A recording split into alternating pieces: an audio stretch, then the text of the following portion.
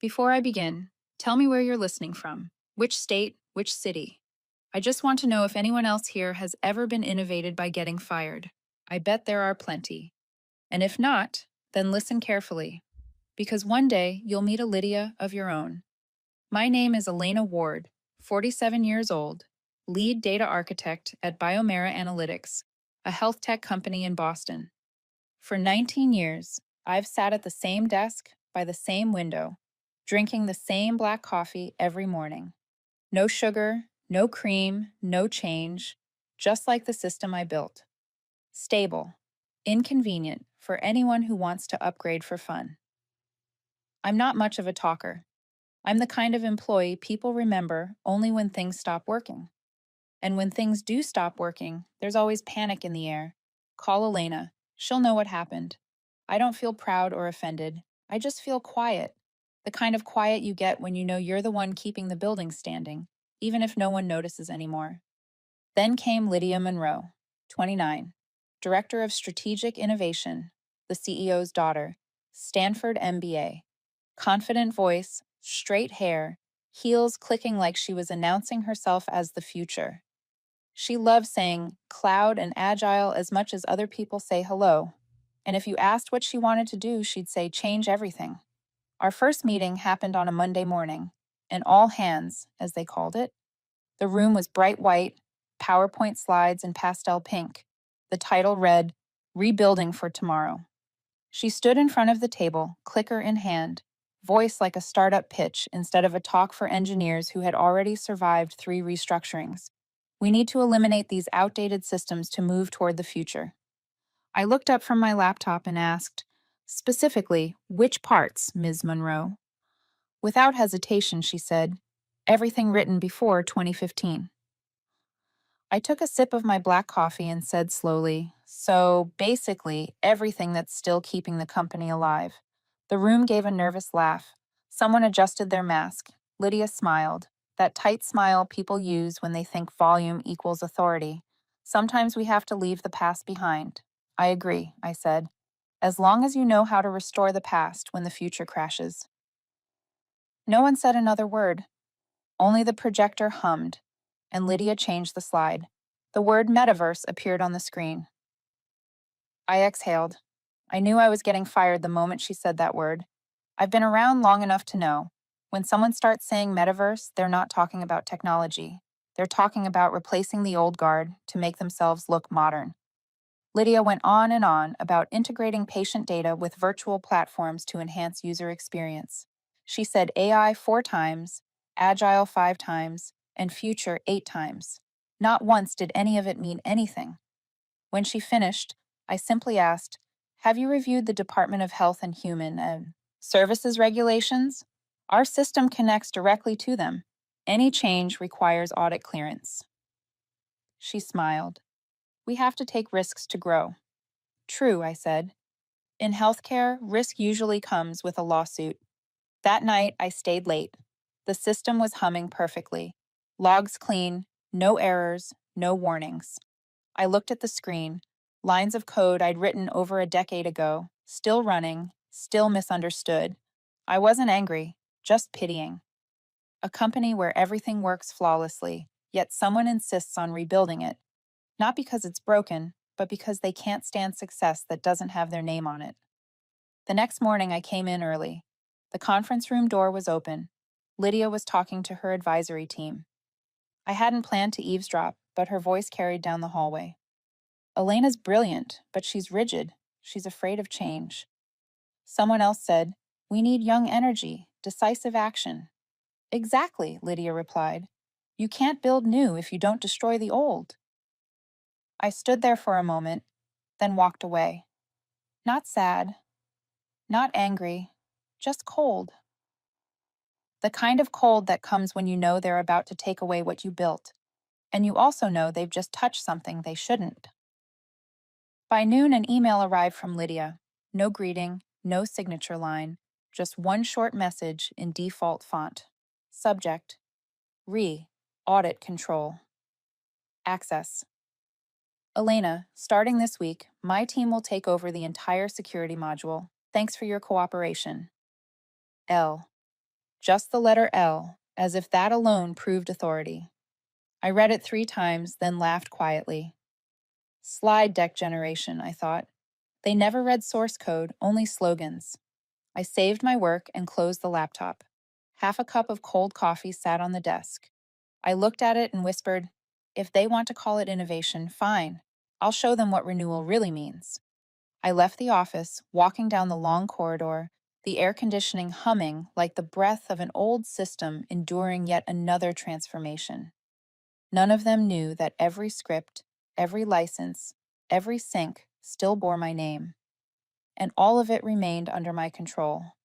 Rejuvenate the system, they said. I smiled.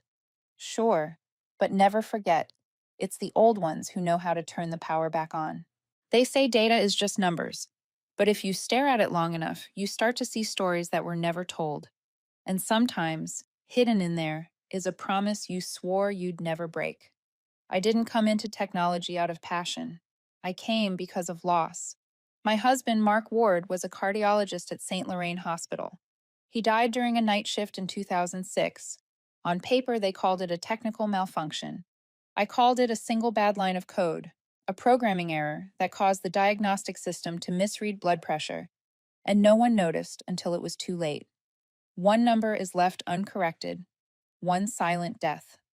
That day, I stood in the empty hospital room, watching the monitor still blinking with a fake heartbeat, and thought, if data can kill, it can also save. 3 months later, I applied to Biomera Analytics. Back then, it was just a small startup renting a floor in an old Boston building. I sat between noisy servers, writing the first lines of code for a medical risk alert system. I called it WardCare, from Mark's last name.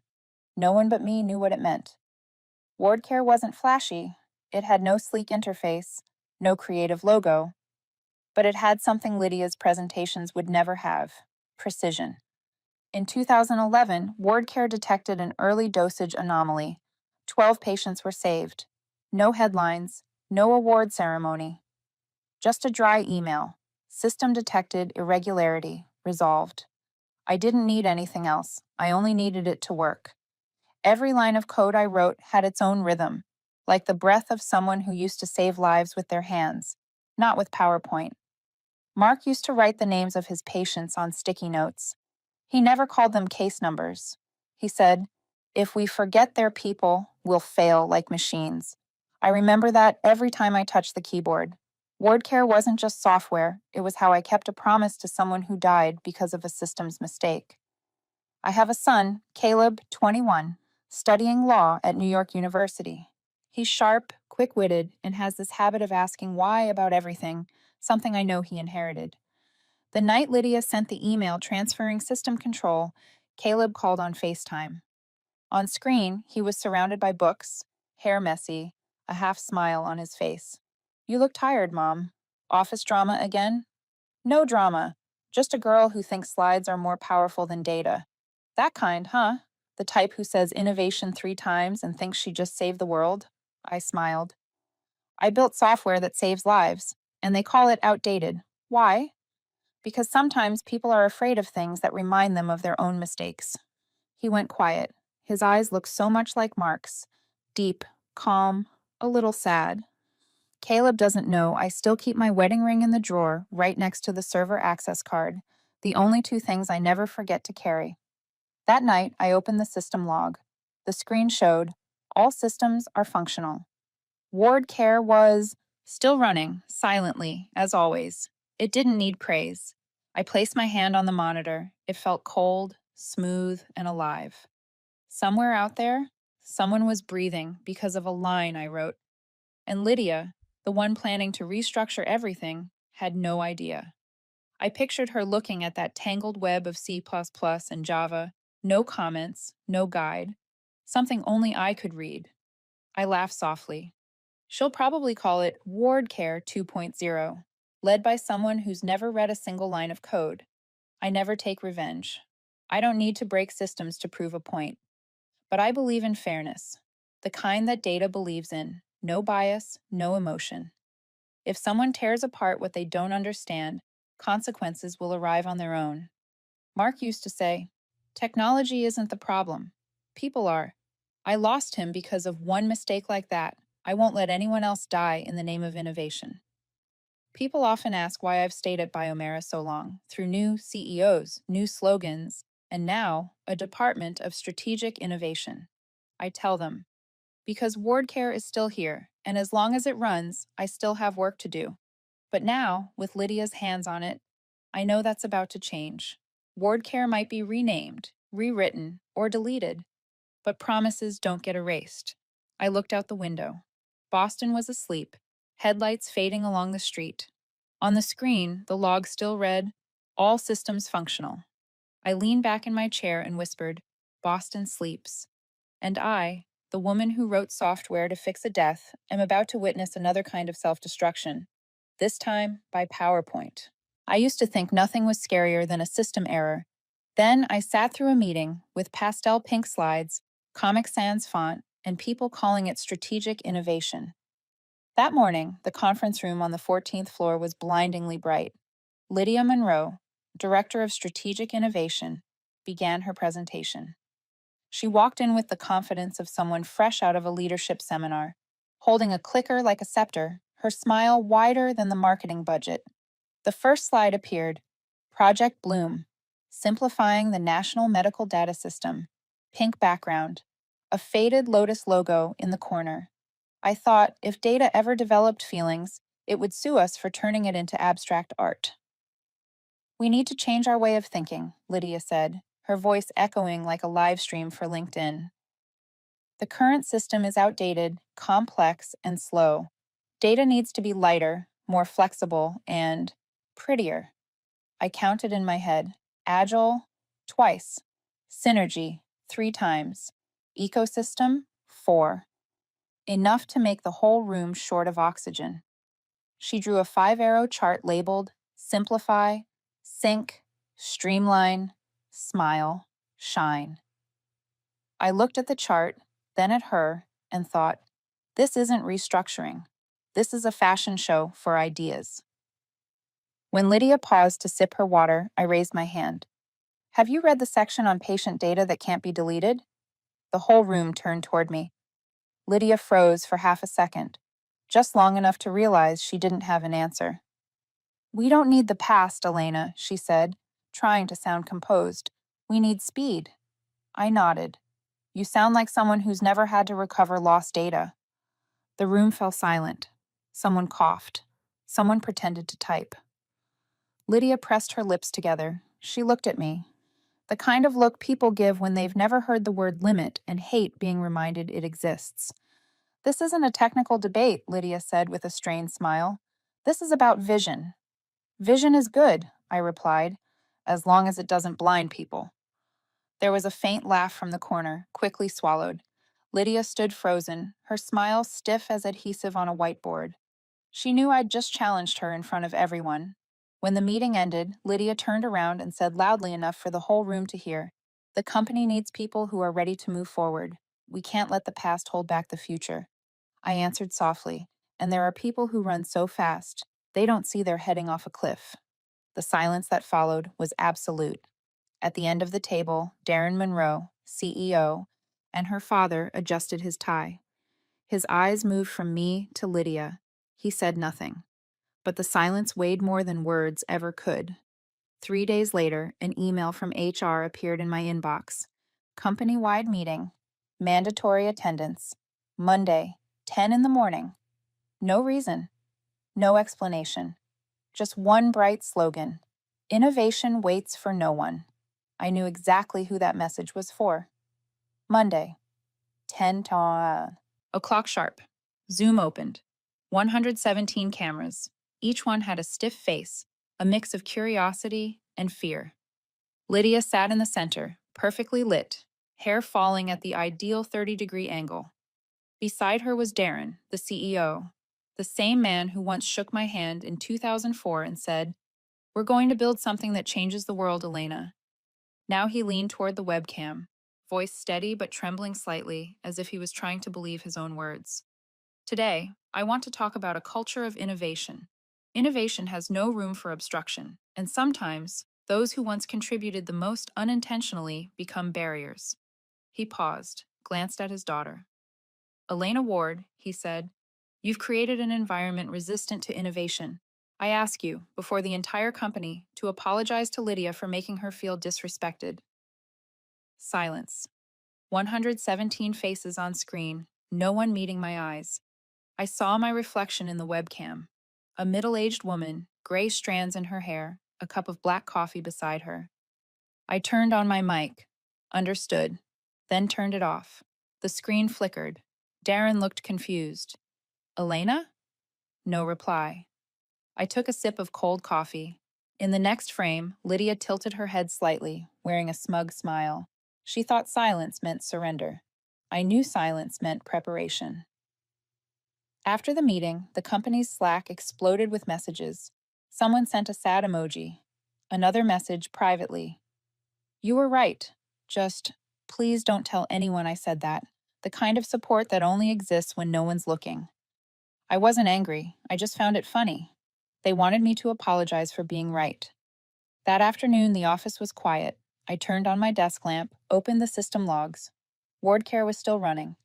Silent, error-free. I saved a backup file, named it legacy underscore audit underscore pre-clean underscore V1. A harmless name, hiding the entire history of the system, every line of code, every revision, every mistake Lydia was about to repeat. The word save successfully appeared in the corner of the screen. I smiled. They have PowerPoint. I have data. That night, I sat in the dark, listening to the air conditioner blend with the sound of rain. Boston outside was glowing, but all I could see was the blindness of ambition. Darren thought he was protecting his daughter. Lydia thought she was reinventing the world. And me, I was just saving the original. When the future collapses, I thought, the past will still need a backup. And sometimes what remains is the only thing reminding them that I was ever here. Some people think power lies in the voice. I believe it lies in the final period of a contract that no one bothers to read anymore. That night, light rain fell over Boston, and the computer screen cast a metallic glow across my apartment wall.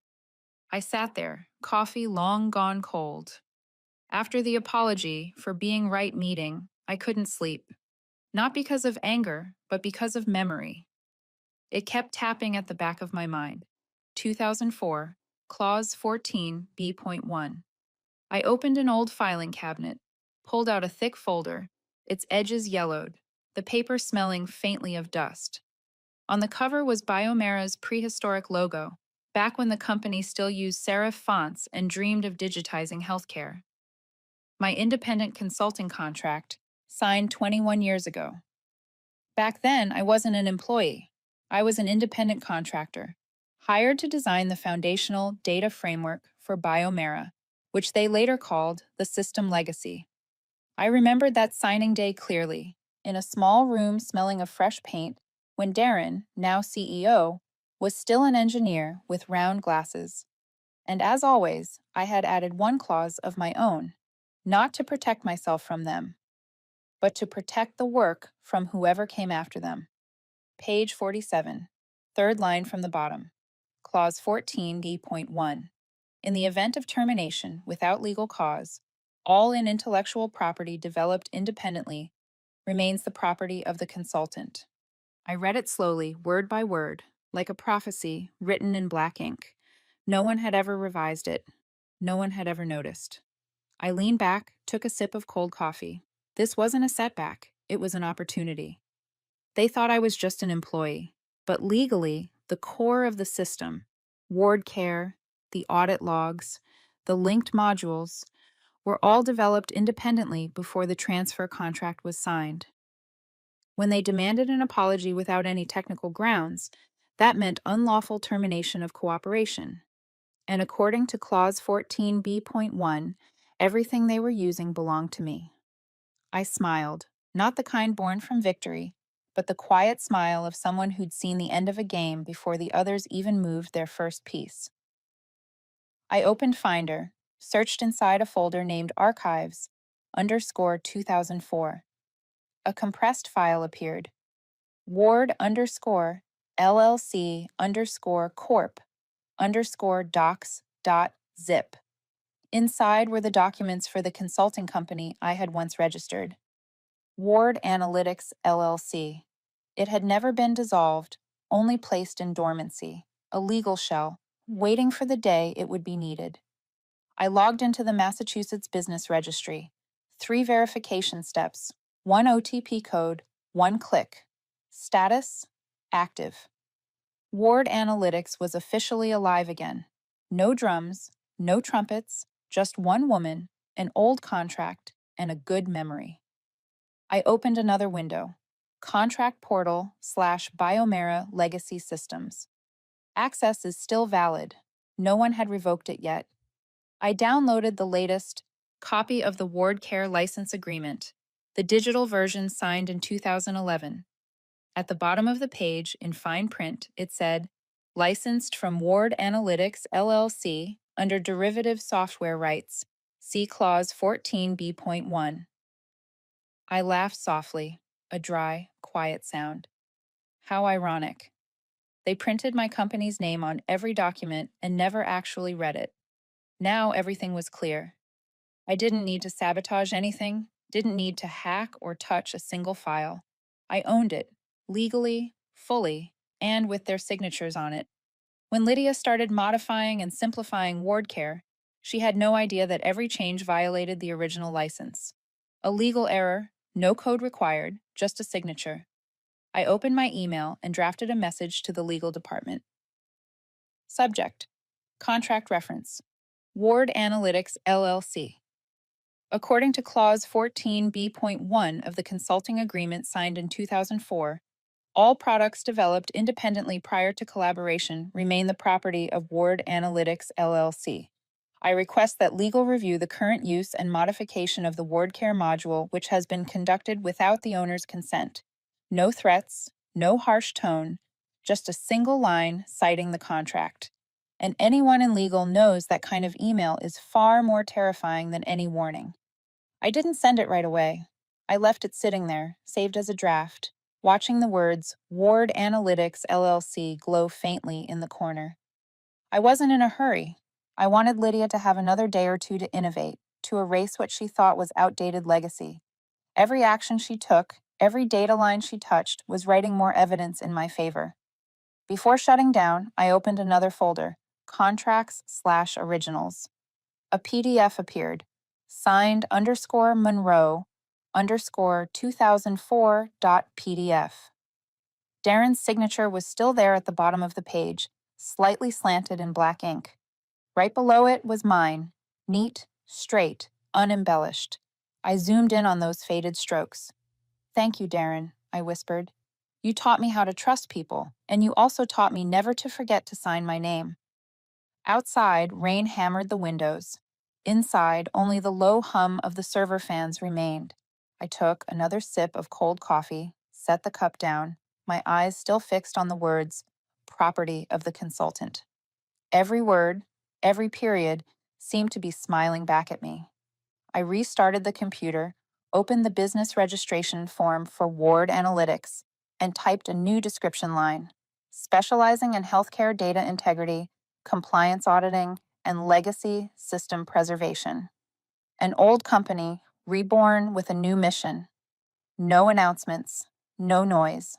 Just one woman, following the law, that's all. People always say thank you right before everything falls apart. It's sweet and very short-lived. For 3 nights in a row, I stayed in the office long after everyone else had gone home. The ceiling light cast a pale glow across the keyboard, the same sterile glow I once knew from hospital corridors. In the corner, the servers hummed softly, breathing like tired lungs. I began my work, not revenge, just reordering what already belonged to me. But sometimes, reordering is the quietest way to show someone they've made a mistake. On the first night, I opened the WardCare license control panel.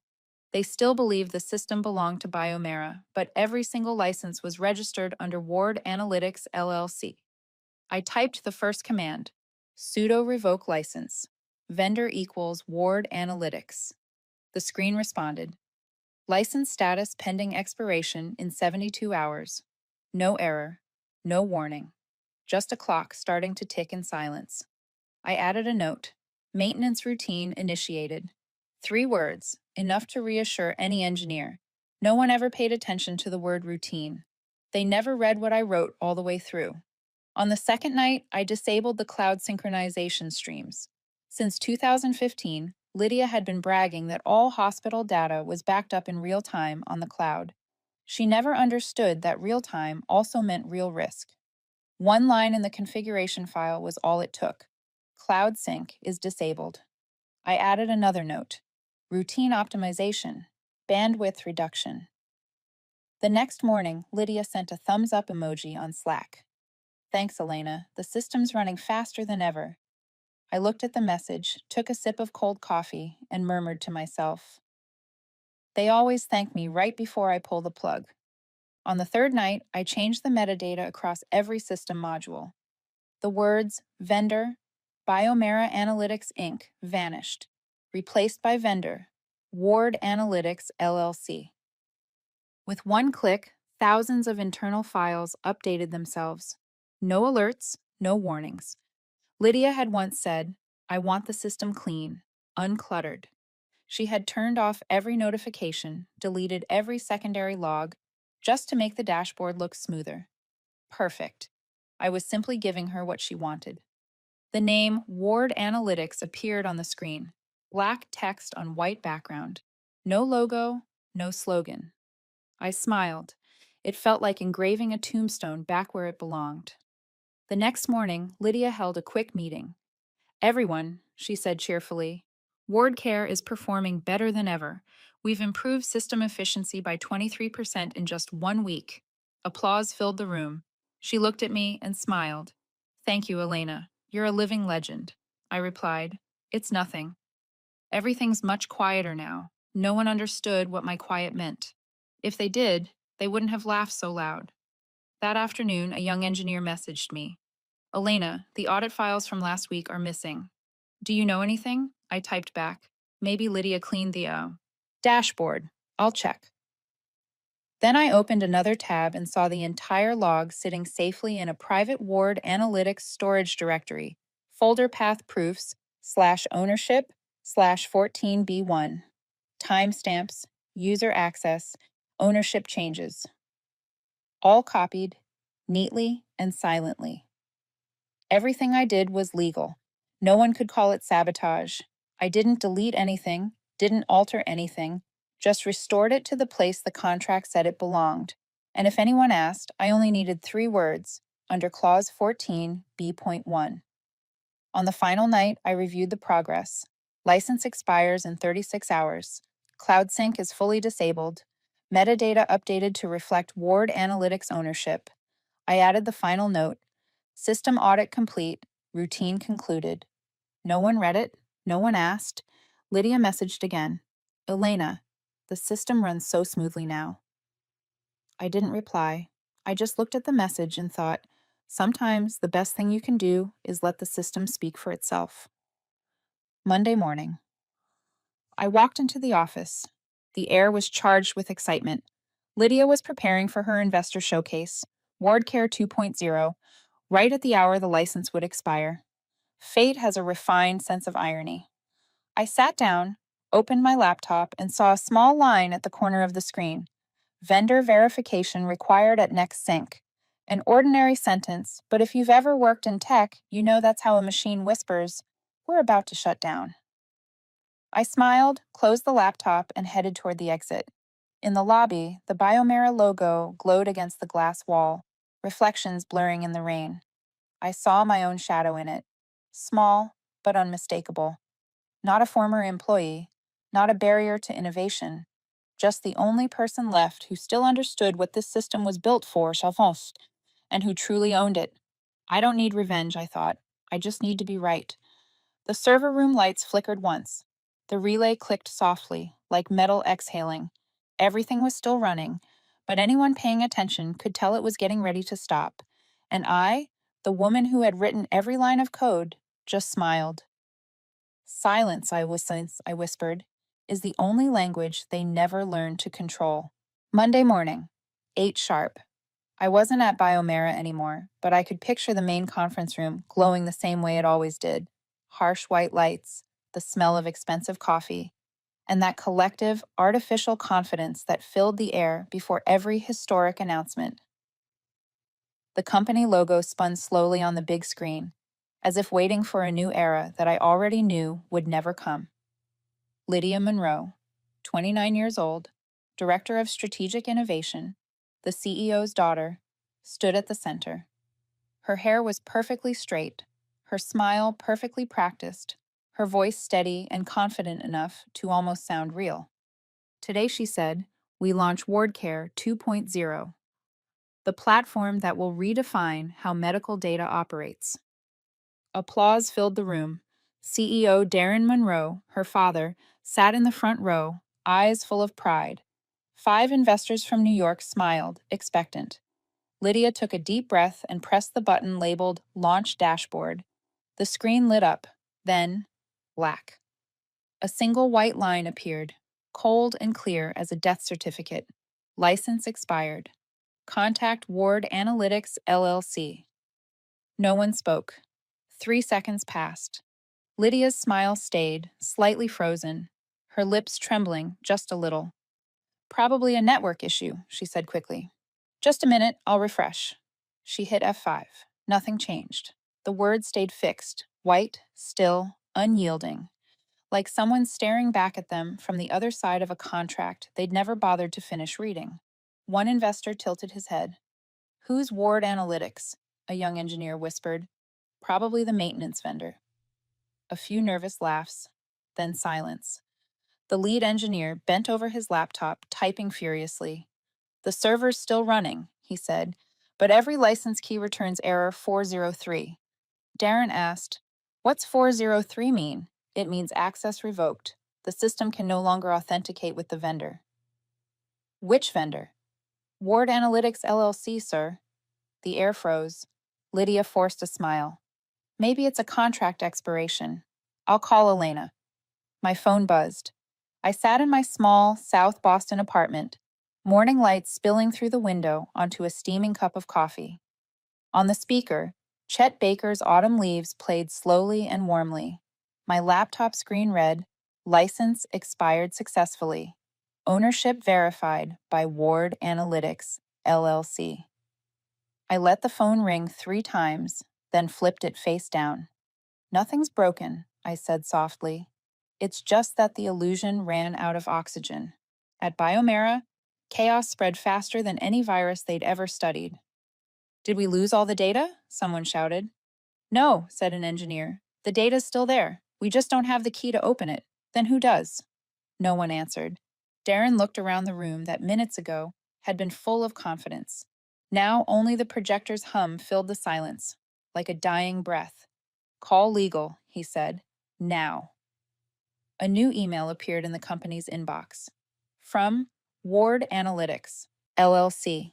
Subject, Proof of Ownership, Clause 14. B.1. Content. At the request of legal representation, all modules developed by Ward Analytics are temporarily suspended for third-party licensing. Please contact us to renegotiate access. No threats, no emotions, just law, cold and correct. A legal officer swallowed hard. She has lawful ownership, he said quietly. I wasn't there, but I could imagine Lydia trembling. Dad, she said, I didn't know she had that clause. Darren looked at her. You didn't read the contract? I just removed a few old sections to simplify it. The old sections, he said, were the only things keeping us alive. Lydia ran into the hallway, calling my number again. The voicemail tone played. Please leave a message after the beep. Elena, she said hurriedly, I'm sorry. I didn't mean for this to happen. Please, talk to me. The beep sounded, then silence. I didn't answer. I opened the folder, proofs/ownership/14b1, and reviewed every line. Perfect. No syntax errors, no gaps, nothing deniable. Then I sent one more email. No subject line, just a single sentence. I didn't do this to hurt anyone. I just wanted to remind you that contracts have memories too. At Biomera, the big screen still showed that white line. One engineer whispered, "It's still alive, isn't it?" No one replied. No typing, no talking. Just the silence of a system that had stopped breathing. I stood up and opened the window. Boston's wind was cold and clean. Chet Baker's voice shifted to "My Funny Valentine." I looked out, took a sip of cooling coffee, and smiled faintly. "No need to destroy them," I said. "Just let them hear the sound of their own breathing." The desk lamp flickered once, then went out. The laptop screen turned black. One final line appeared. "System offline. Ownership confirmed." I leaned back, letting the slow jazz fill the room. Somewhere, in a conference room just a few miles away, the people who once believed they were in control were learning an old lesson. A system never belongs to the one who commands it. It belongs to the one who understands it. I whispered, just loud enough for myself to hear. Sometimes the only way for a system to learn its lesson is to let it stop breathing in silence.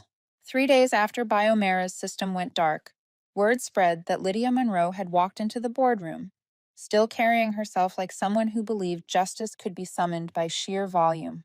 I wasn't there, but the story traveled faster than any official report. She wore a black suit, hair pulled tight, a thick stack of files in hand, her voice sharp as metal. "I demand that he company file a lawsuit against Elena Ward for sabotaging national medical data."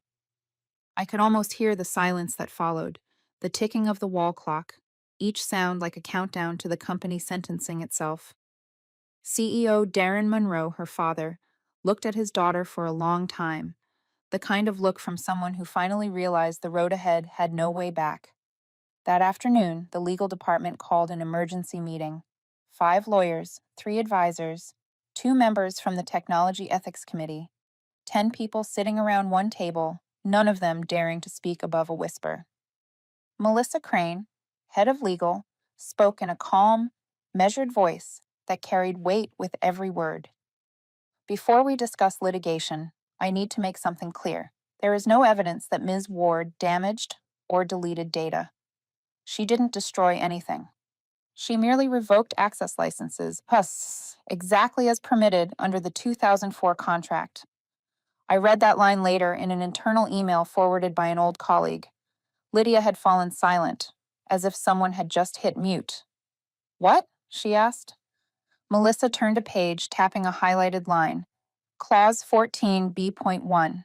If cooperation is terminated without legal cause, all intellectual property developed independently remains the property of the consultant. Ward Analytics is the consultant. Ms. Ward simply activated that clause. The room went dead quiet. Someone cleared their throat. Someone else tapped a pen against the table, desperate for a sound to fill the fear. A young attorney finally spoke. "No illegal action occurred. We dismissed her without cause. She acted entirely within her rights, and very intelligently." Darren's voice was hoarse. "So we can't sue her?" Melissa replied, concise and cold. "Not only can't we, but she could countersue. And if she does, we'll have to disclose every compliance violation since 2018. Lydia turned toward her father, voice breaking. "Dad, there must be another way." She just followed the law," Melissa cut in. "And you, Ms. Monroe, deleted the only piece of memory keeping this company standing." No one spoke again. The air felt like concrete. The bad news spread quickly. The quarterly audit couldn't be submitted. 3 hospitals suspended their partnership. Shares dropped nearly 20% in 2 days. During an emergency board session, member Thomas Keene muttered, "We fired the person holding the keys to the vault." They said Lydia was standing nearby, her face pale. No one needed to look at her to know who he meant. That night, she sat, alone in the empty conference room, watching the news scroll across her laptop. Biomera faces an intellectual property crisis. Each headline cut into her polished MBA confidence like paper blades. She whispered to herself, "I just wanted to make things new." Melissa entered quietly, setting a cup of tea on the table. Her tone was gentle, but her words weren't. "And you did," she said. It's just that what you renewed was a consequence. Lydia looked up, eyes red. I didn't mean to. No one ever means to when they burn a house down, Melissa said. But the fire still burns. At that same hour, in my small apartment, the kettle whistled. I poured tea, not checking the news, not opening social media. On the table lay the Boston Herald, headline bold and heavy: Biomera under internal investigation for contract violations. I folded the paper neatly and set my teacup on top to flatten it. A new email blinked on the screen. From Melissa Crane. Elena, legal review is done. You've won. Not because you moved faster, but because you read every line. I read it, then smiled faintly. Won. The word sounded hollow. I never saw this as a contest. I just thought someone had to finally take responsibility for the arrogance sold as innovation. 3 days later, Lydia returned to the office. No white blazer, no red lipstick. She knocked on her father's door, hands trembling as she held out a sheet of paper. Dad, she said, I need to apologize. Darren just looked at her, saying nothing. Not to you, she added softly. To her. That night, I received an email from Lydia Monroe. The subject line read, No excuses. Elena, I'm not apologizing to get the data back. I apologize because I thought I was better by ignoring the person who built the foundation. I was wrong. L. It arrived at 11:14 that night. I didn't reply. I just sat by the window, watching city lights blur across the glass. Silence this time was enough. I set my cup down and whispered to myself, some bridges once burned leave only ash. And sometimes that's the best thing that could happen. Boston outside was asleep. I closed my eyes, listening to the wind brush past the old buildings, where justice never needed to scream to be heard. True satisfaction, I thought, doesn't come from watching someone fall. It comes from the moment the arrogant finally learn how to bow. 3 weeks after the ward care shutdown, word came that Biomera had issued an internal statement over 300 words long, written like administrative poetry, read like an apology, wearing a suit. To reignite internal creativity and optimize human resources, it said, Ms. Lydia Monroe will temporarily transition to the position of internal strategic research to better utilize her expertise in a more suitable environment. A polished way to say she'd been sidelined. Her new office, according to an old colleague, was on the third floor, right next to the records archive. No windows, no meetings, no assistant. On her desk sat an old laptop and a nameplate that read, Strategic Research Consultant. Temporary. The word temporary italicized, as if trying to escape its own plaque. Monday morning, CEO Darren Monroe read the memo aloud in the executive meeting, voice steady but brittle. The company will review all ownership rights and intellectual property to ensure full compliance with legal and ethical standards. In other words, they were trying to find the keys to a house they'd already locked the owner out of. The room was silent. No one dared say ward care out loud, and certainly not ward analytics. Rumors moved faster than memos. A former engineer messaged me.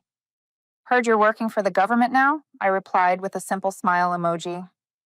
But a few days later, it became true. An email arrived from the National Health Data Bureau. Subject, appointment. Chief Data Integrity Advisor, NHDB, body. We believe Ms. Ward's experience and data philosophy will be foundational to the National Transparency in Healthcare Initiative. I stared at that sentence for a long moment, took a sip of coffee, and murmured, a foundation. At least this time they used the right word. Then I laughed quietly, almost to myself. Some bridges once burned stay ash. In the tech world, my name started circulating like a cautionary tale. At the Boston Tech Ethics Conference, an HR director joked from the stage, half serious, half scared. From now on, I'll read every contract carefully. I don't ever want to beg for help from someone I fired. The audience laughed, then went quiet because they all knew it wasn't really a joke. I heard Lydia still came to work every day. No white blazer, no spotlight. She sat alone in a small room, staring at a blank Excel sheet. For the first time in her life, she was learning how to sit still. A coworker passing by whispered, "That bridge doesn't need putting out." She smiled faintly. I know. But maybe it's time I learned to swim. Meanwhile, CEO Monroe released another memo. Shorter, more grounded. We will conduct a full review of all legacy contracts to ensure transparent and sustainable ownership. An old employee I'd mentored a decade ago forwarded it to me with a note. "They're finally reading what you read 20 years ago." I replied, "Better late than never." That afternoon, a brown envelope was delivered to Biomera's CEO's office. No sender listed. Inside was a single white page printed with one line. The system didn't collapse because of a technical failure. It collapsed because of arrogance. EW. No threat, no anger, just a truth. Printed cold on white paper, easy to read, just like the ones they'd ignored. I'd move closer to the ocean. Each morning, I brewed coffee, opened my laptop just to hear the familiar hum. Not to work, just to listen. On the table lay my new business card, Elena Ward, Chief Data Integrity Advisor, NHDB. I looked at it and smiled. Funny, they used to call me a legacy system. Now they call me the standard. One night, Caleb called. "Mom, I read that people are calling you the last honest architect." I laughed. "I just did what was right, sweetheart." He replied, "Yes, but you did what was right when everyone else chose what was easy." Weeks later, during a small seaside gathering, a new colleague asked, "If you ever had the chance, would you go back to Biomera?" I took a sip of wine, watching the sky turn darker over the waves. No. Some bridges burn for a reason. They stay there to remind us not to take the same road twice. The sea wind carried the scent of salt, and the sound of waves pressed softly against the shore. On my laptop, a small notification appeared. New session. Ward Care Advisory. Connected. I smiled. Not revenge, just moving forward, on the ashes I chose to leave behind. Then I looked into the camera, my voice steady and low. If you're listening to this story, tell me where you're tuning in from. And if anyone's ever called you outdated, remember this. You might just be the one still holding the power switch. I turned off the camera, but the waves kept sounding in the background, not the sound of an ending, but the steady rhythm of freedom breathing. Monday morning, my last one at Biomera. I walked into the office that had once been the heart of a data system I'd lived with for 19 years. The room was empty now, filled only with the cold glow of monitors and the faint smell of stale coffee left in a chipped ceramic cup. I packed my things, a notebook, a pen, a few folders, and that same old cup. Everything fit into one small box. My desk looked bare, like I'd never existed there at all. Caleb stood by the door, watching quietly. "You know," I said, "sometimes winning isn't about staying, it's about knowing when to go." He paused, then asked, "Aren't you sad, Mom?" I smiled. "Sad? No." I finished my part. The rest is just dust. That night, I sat in my small South Boston apartment. The city lights flickered outside, while inside, the only light came from the soft yellow of a desk lamp. On my laptop, a folder appeared. Final Archive. I opened it. Lines of code scrolled across the screen like the final breaths of an era long gone, a time when I used to write side by side with Mark, my late husband. I dragged the file into the trash. Delete. No triumph, no grief, just the quiet feeling of exhaling something I'd carried too long.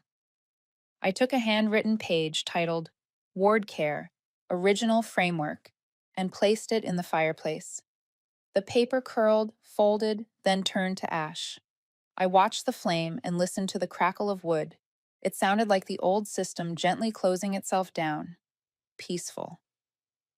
Right. I turned on the camera. No studio light, no background, no makeup, just me and a cup of cold coffee. I looked straight into the lens. If you've ever been forced to apologize for being right, remember, silence isn't weakness. Sometimes it's just you clearing the table for the next course. I took a sip and continued. I used to think work defined who we are. Then one day I realized it's how we leave that tells the truth. I spoke not as a winner, but as someone who'd seen the whole story unfold. I didn't destroy the system. I simply let it collapse under the arrogance of those who forgot data means life, not numbers. I didn't need revenge. I just took back what was mine, what they once dismissed. I smiled, a quiet, sharp smile. People say I stayed silent too long. Maybe. But the silent ones are the only ones who can hear the sound of foundations cracking. I lifted the chipped ceramic cup toward the camera. This cup has been with me since my first day at Biomera. Everyone told me to throw it away. I kept it because it still does the only thing that matters. It keeps things warm. People don't have to be flawless. They just have to be real.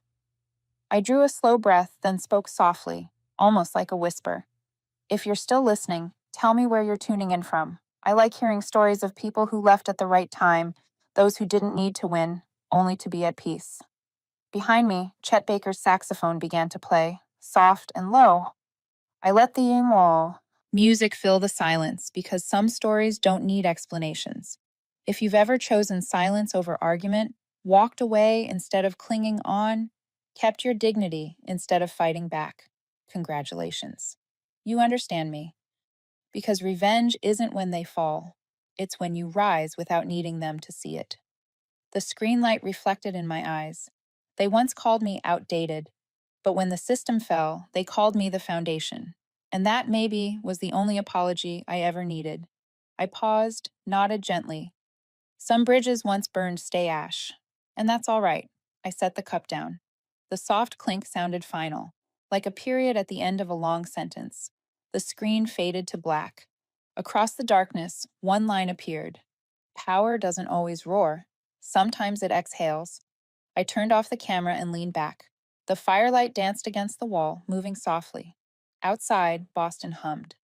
As always, but inside, everything was still. They don't need to know I was right, I murmured. It's enough that I know I wasn't wrong. I smiled, eyes closed. The fire crackled, like someone clapping quietly in the dark. Then I looked at the camera one last time. If you love stories of quiet revenge, where good people don't have to shout to win, subscribe. I'll tell you the next one. Just as cold, just as bright, just as true. I smiled again, the smile of someone who's been through the storm and still speaks gently. And if you've ever walked across a burned bridge, don't regret it. Maybe the light you see ahead comes from that very fire. The screen dimmed. One final line appeared. Ward care. Still watching. Still working. Quietly. And the story closed, not with victory, but with a long, steady breath, warm and true.